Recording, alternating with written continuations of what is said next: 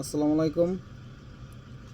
বর্তমানে প্রত্যেকটা উন্নত দেশ তাদের দেশকে কিভাবে সুরক্ষা করবে, কিভাবে তাদের প্রতিরক্ষা বৃদ্ধি করবে, এই জিনিসগুলো নিয়ে চিন্তা করে।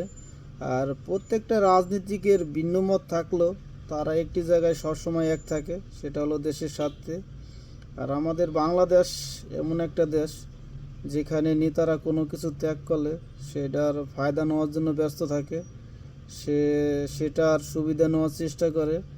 আর আমাদের দেশের রাজনীতিকরা প্রত্যেকটা তাদের স্বার্থ হাসিল এবং তাদের নেতা কর্মীদের স্বার্থ হাসিলের জন্য সবসময় ব্যস্ত থাকে। আর আমাদের দেশে কিছু পশ্চিমারা এরকম জিনিসগুলো দিয়ে দেয় যেইগুলো নিয়ে আমরা বেশি মাতামাতি করি, কিন্তু আমাদের দেশকে কিভাবে এগাতে হবে, কিভাবে আমাদের দেশকে সুরক্ষা করব বা কীভাবে আমাদের দেশকে প্রতিরক্ষা বৃদ্ধি করা যায়, এই জিনিসগুলো নিয়ে আমরা কম চিন্তা করি। কে কার অধিকার, কিভাবে কি করব, এই জিনিসগুলো নিয়ে বেশি আন্দোলন করি। একটা জিনিস দেখেন, বর্তমানে ডোনাল্ড ট্রাম্প যে তাদের দেশকে সুরক্ষা করার জন্য সে বিশাল একটা প্রজেক্ট হাতে নিয়েছে। আমরা সবাই হয়তো জানি যে অনেকেই আমরা শুনেছি যে আয়রন ডোম, যেগুলো আকাশ প্রতিরক্ষার কাজে ব্যবহৃত হয় বা আকাশ প্রতিরক্ষা সুরক্ষার জন্য ব্যবহার করা হয়। বর্তমানে আমেরিকার নতুন একটা প্রজেক্ট হাতে নিয়েছে, সেটাকে গোল্ডেন ডোম বলে।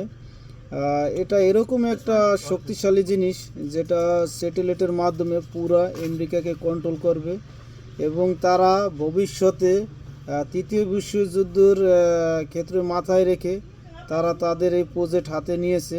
এই প্রজেক্টটা এরকম ধরনের যেটা জালের মতো, যে পুরা দেশটাকে একবারে জালের মতো মাকড়সার মতো বিছিয়ে থাকবে, পুরা আমেরিকাকে এই গোল্ডেন ডোমের মাধ্যমে সুরক্ষা রাখবে, যেটা তারা হাতে নিয়েছে।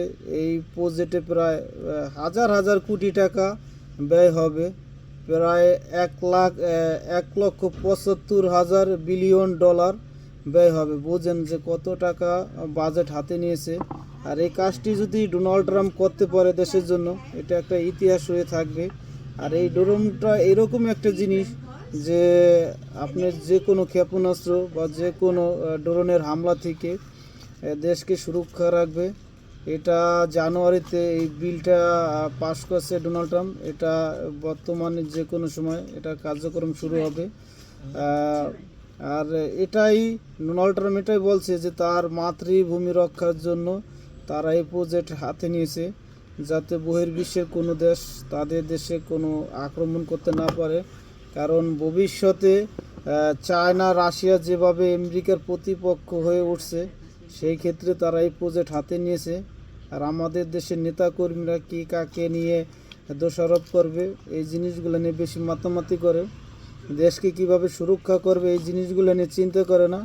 আমাদের এখন অনেক কিছু শিকার আছে, অনেক কিছু চিন্তা করার বিষয় আছে।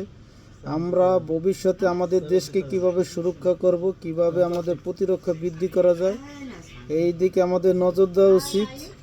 ধন্যবাদ, ভালো থাকবেন সবাই, আল্লাহ হাফেজ।